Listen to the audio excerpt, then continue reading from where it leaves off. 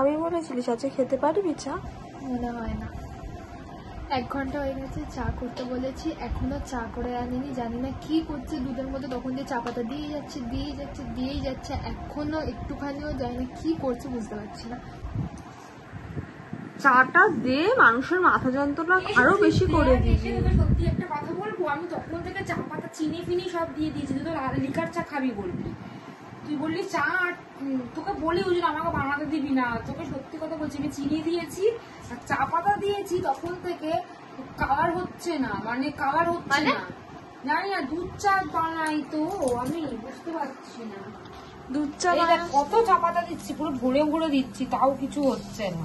সত্যি তো একদম কেন কালার হচ্ছে না সেটাই তো বুঝতে পারছি না।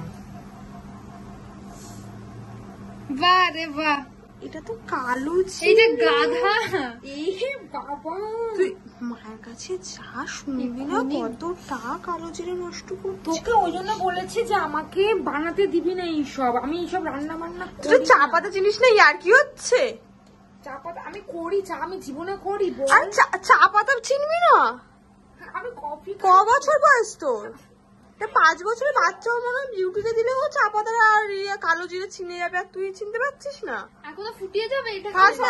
বন্ধ করে দিচ্ছি। বন্ধ করে চাটা কর ঠিক করে, ন্যাকামি করছে প্রতিদিন। কি করবো এখন আমি এটা? মা তোকে কালকে দেবে, কতটা কালো জিরে নষ্ট করেছিস তুই। কিনে দিবি কালকে কালো জিরে পয়সা দিয়ে, চা করবি, চাটা খোঁজ, চা পাতাটা শুনতে পাবে তো, এক্ষুনি উঠে যাবে। তো চিৎকার করছিস কেন?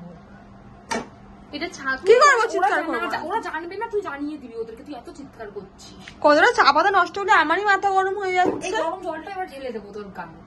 তুই ঢেলে দিয়ে দেখি। ফেলে দিও না, এখানে ফেলে দিও না। তো কি করবো? চায়ের মধ্যে ঢেলে দেবো? তোমাকে ও বাবুর মাথাটা গেছে ভোগে, দূর ভিডিও করবো না, যা।